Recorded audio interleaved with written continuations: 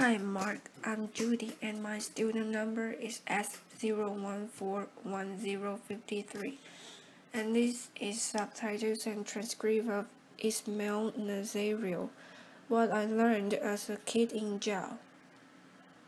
We need to change the culture in our jails and prisons, especially for young inmates. New York State is one of only two in the U.S. that automatically arrests and tries 16 to 17 years old as adults. This culture of violence takes these young people and puts them in a hostile environment, and the correctional officers pretty much allow any and everything to go on. There's not really much for these young people to do to actually enhance their talent and actually rehabilitate, rehabilitate them until we can raise the age of criminal responsibility to 18. We need to focus on changing the daily lives of these young people. I know firsthand, before I ever turned 18, I spent approximately 400 days on Rikers Island, and to add to that, I spent almost 300 days in solitary confinement. And let me tell you this, screaming at the top of your lungs all day on your cell door or screaming at the top of your lungs on the window, out the window. It gets tiring. Since there's not much for you to do while you are in there, you start packing back and forcing yourself. You start talking to yourself, your thoughts start running wild, and then your thoughts become your own worst enemy. Jails are actually supposed to rehabilitate a person, that cause him or her become more angry, frustrated, and feel more hopeless. Since there is not a discharge plan put in place for these young people, they pretty much enter society with nothing, and there is not really much for them to do to keep them from recidivating. But let's all start with the COS. It's very easy for some people to look at these correctional officers as the good guys and the inmates as the bad guys, or vice versa for some, but it's a little more than that. See, these COS are normal, everyday people. They come from the same neighborhoods as the population they serve. They're just normal people. They are not robots, and there's nothing special about them. They do pretty much everything anybody else in society does. The male COS want to talk and flirt with the female COS.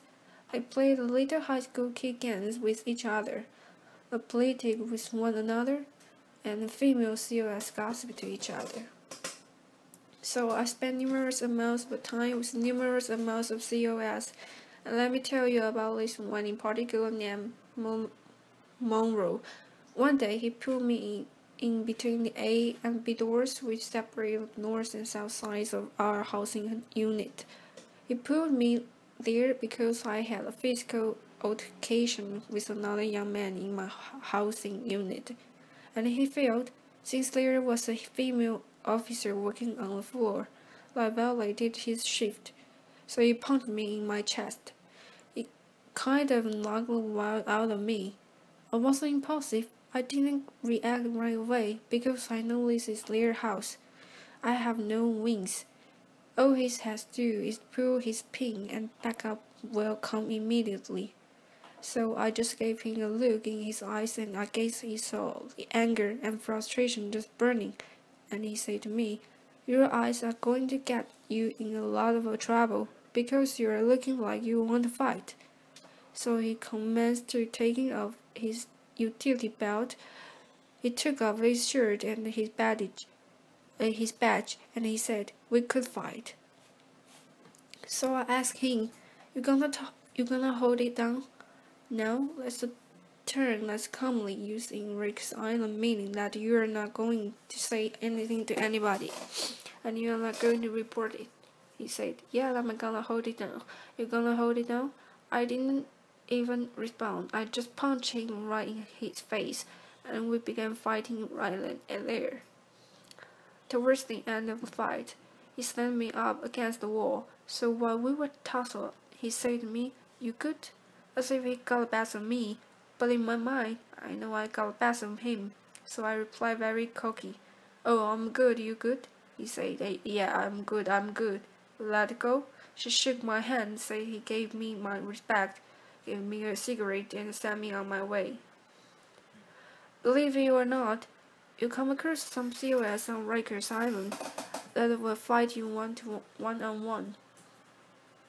They feel like they understand how it is, and they feel that I'm going to meet you where you're at, since this is how you commonly handle your disputes.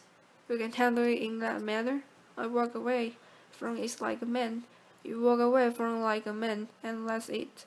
Some COS feel that they're gelling with you. This is when they have that mentality and the attitude, and they go by that concept. In some instances, running it together with the COS. However, institutions need to give these correctional officers proper training on how to properly deal with the adolescent population, and they also need to give them proper training on how to deal with the mental health population as well. The COS play a big factor in these young people's life for X amount of time until a disposition is reached on their case. So why not try to mentor these young people while they are there?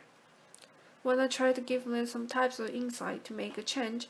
So once they enter back into society, they're doing something positive. They're doing something positive. A second big thing to help our teens in jails is better programming. When I was on Rikers Island, the huge thing was solitary confinement. Solitary confinement was originally designed to break a person mentally, physically, and emotionally. That's what it was designed for. The U.S. Attorney General recently released a report stating that they are going to ban solitary confinement in New York State for teens. One thing that kept me sane while I was in solitary confinement was reading. I try to educate myself as much as possible. I read any and everything I could get my hands on. And aside from that, I wrote music and short stories. Some programs that I feel would benefit our young people are art therapy programs for the kids that like to draw and have that talent. And what about young individuals that are musically inclined? How about a music program for them that actually teaches them how to write and make music? Just a thought. When adolescents come to Rikers Island C-74, RNDC is the building that they are housing. Let's nickname Gladiator School, because you have a young individual coming in from the street thinking that they are tough, being surrounded by a bunch of other young individuals from all of the 5 boroughs, and every day feels that they are tough. So now, you have a bunch of young gentlemen poking their chests out, feeling that I have to prove I'm equally as tough as you, or I'm tougher than you. I'm tougher than you and you. But let's be honest. The culture is very dangerous and may damaging to our young people. We need to help institutions and these teens realize that they don't have to lead a previous lifestyle that laid them down. That when they were on the street, they can actually make a change. It's sad to report that while I was in prison, I used to hear dudes talking about when they get released from prison, what types of crimes they are going to commit when they get back in the street.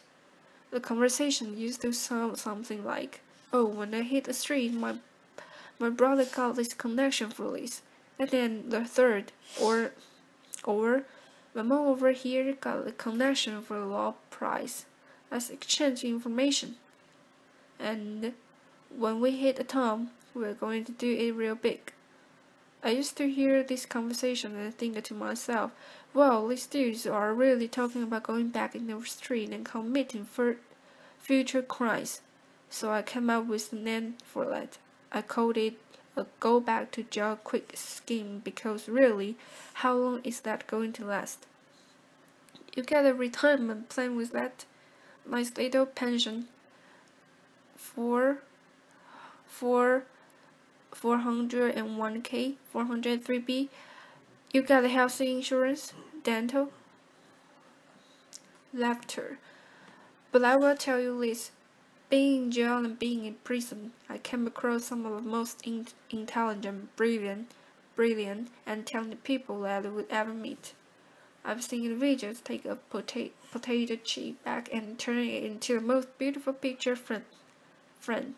I've seen individuals take a stage soap that's provided for free and turn it into the most beautiful sculptures that would make Michelangelo look like a kindergartner made it.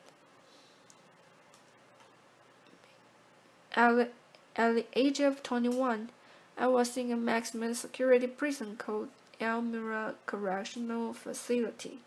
I just came out of a shake from working out, and I saw an older gentleman that I knew standing in the middle of a yard, just looking up at the sky. Mind you, this older gentleman was serving a 33 and a third to life sentence in which he already had served 20 years of the sentence. So I walk up to him and I say, "Oh gee, what's going on, man? You good?" He looked at me and he said, "Yeah, I'm a good young blood." I'm like, "So what are you looking up at the sky for, man? What's so fascinating up there?" He said, "You look up and you tell me what you see." Clouds. Laughter. He said, "Alright, what else do you see?" At that time it was a plane passing by. I said, "Alright, I see an airplane." He said, "Exactly, and what's on the airplane?" "People." "Exactly. Now where's that plane and those people going?" "I don't know, you know? Please let me know if you do. And let me get some lottery numbers." He said, "You're missing the big picture, young blood. The plane with those people is going to somewhere, while we're here stuck. The big picture is this. The plane with those people going somewhere, the sky passing us by while we're behind this wall stuck." Ever since that day, that sparked something in my mind that made me know I had to make a change. Growing up, I was always a good, smart kid. Some people would say I was little smart for my own good. I had dreams of becoming an architect or an archaeologist. Currently, I'm working at the Fortune Society, which is Raintree program, and I work with the people as a case manager that are at high risk for race division. So I connect them with the services that they need once they are released from jail and prison, so they can make a positive transition back into society.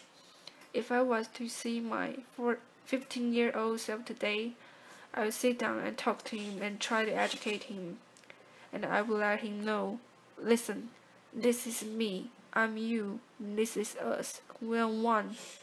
Everything that you're about to do, I know what you're gonna do before you do it, because I already did it." And I would encourage him not to hang out with X, Y, and Z people. I would tell him not to be in a such and such place. I would tell him, "Keep you behind school, man. Keep you behind school, man. Because they're where you need to be. Because they're what's going to get you somewhere in life."